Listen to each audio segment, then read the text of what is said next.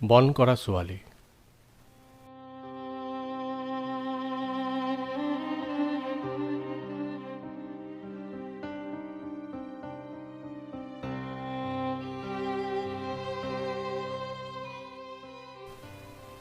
তাইৰ বয়স 7 কি 8 বছৰতে খুৰাক এজনে তাইক লৈ আহিছিল চহৰৰ এই পৰিয়ালটিলৈ, ঘৰুৱা কাম কাজত সহায় কৰি দিবলৈ। তাই বুজিয়ে পোৱা নাছিল কি কৰিব লাগিব, কি কৰিব নালাগে। তথাপি তাই আহিছিল মৰমৰ দুটা ভায়েক, মাক দেউতাকক গাঁৱৰ ঘৰতে এৰি।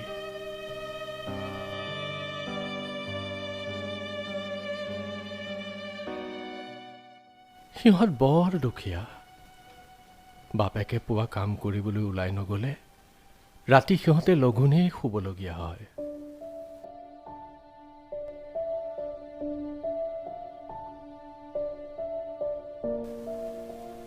মাকৰ অসুখ। ডাক্তৰে কৈছে কিবা ডাঙৰ অসুখ হৈছে। ঔষধ কিনিবলৈ বহুত টকা লাগে।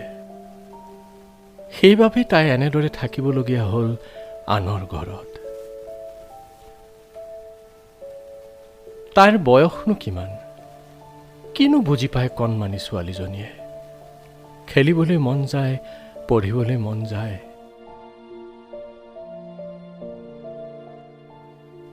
তাই নিজৰ ঘৰত থাকোঁতে গাঁৱৰ স্কুললৈ গৈছিল, শ্ৰেণীত প্ৰথম হৈছিল। পঢ়িবলৈ তাই বৰ ভাল পাইছিল। কিন্তু এতিয়া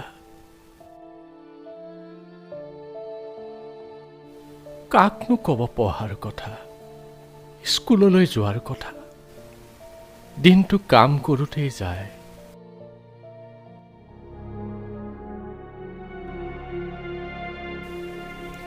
মৰমৰ মাত এষাৰি নুশুনা বহুত দিন হ'ল।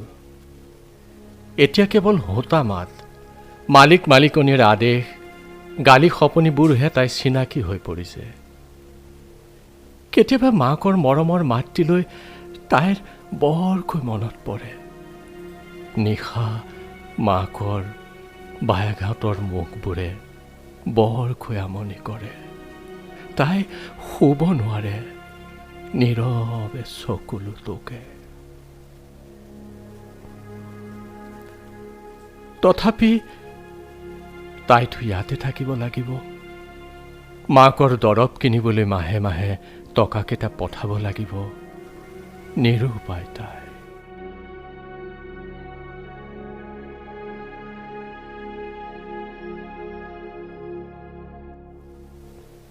প্ৰায়ে তাই ঠাণ্ডা ভাত খায়। মালিকৰ ঘৰৰ গৰম ভাতৰ সোৱাদ তাইৰ ভাগ্যত নাই। মাংসৰ হাড় মূৰবোৰ বৰ তৃপ্তিৰে চুবায়। আহাৰ নথকা কোমল মাংস পোলাও মালিকৰ ল'ৰা ছোৱালীহঁতে পায়।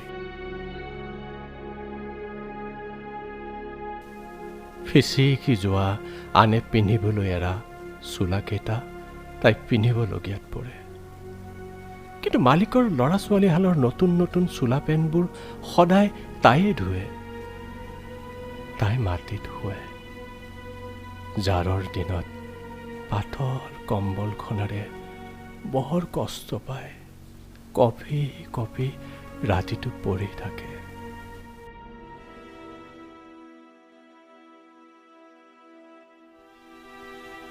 এদিন তাই ডাঙৰ হয়। পিন্ধি থকা ফটা চোলাটোৱে তাইৰ বাঢ়ি অহা যৌৱনৰ লাজবোৰ ঢাকিব নোৱাৰা হয়। তাই ডাঙৰ হোৱাৰ লগে লগে মালিকৰ কলেজত পঢ়া ল'ৰাটোৰ তাইলৈ মৰমবোৰ বাঢ়ে। মনে মনে তাইক সি চকলেট দিয়ে। কেতিয়াবা কোনেও নেদেখাকৈ গালখন চিকুটি দিয়ে। যিদিনা ঘৰত মাক বাপেক নাথাকে তাইৰ প্ৰতি তাৰ মৰমবোৰ বেছিকৈ বাঢ়ে। তাইক কাষত বহুৱাই সি বহুত মৰম কৰে। লাজত তাই ৰঙা পৰে। কি কৰিব কি নকৰিব তাই বুজি নাপায়। অসহায়ভাৱে তাই আত্মসমৰ্পণ কৰে তাৰ ওচৰত। কষ্ট পায় তাই। সি তাইক কথাবোৰ কাকো নকবলৈ কয়। তাই নকয়।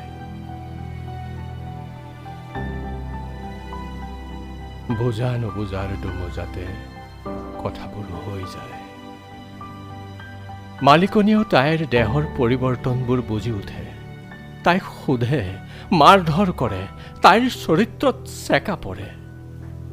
তাই যেতিয়া সকলো কৈ দিয়ে, ওলোটাই তাইহে মাৰ খাবলগীয়া হয়। তাইহে হেনো তাক বেয়া কৰিলে দেহা দেখুৱায়। তাইক জুই লগাই মাৰি পেলাম বুলি কয়। সিহঁতে হস্পিটাললৈ নি তাইক চাফা কৰি অনাৰ কথা পাতে। কথাবোৰ এতিয়াহে তাই লাহে লাহে বুজি পায়। সিহঁতৰ ঘৰৰ পৰা পলাই গুচি যায়।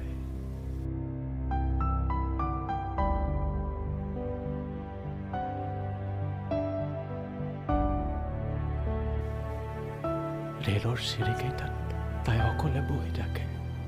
তীব্ৰ গতিৰে ৰেলখন আহে। তাই চিৰিটোত বহি থাকে।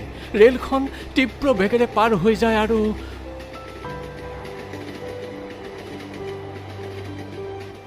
তাইক লৈ যায়গৈ এখন নেদেখা দেশলৈ। টিভিৰ পৰ্দাত এটা ব্ৰেকিং নিউজ বাজি উঠে। মহানগৰীত এগৰাকী বন কৰা ছোৱালীৰ আত্মহত্যা। 4 মাহৰ অন্তঃসত্ত্বা আছিল কিশোৰীগৰাকী। ৰেলৰ আগত পৰি আত্মহনন কৰে বন কৰা ছোৱালীগৰাকীয়ে।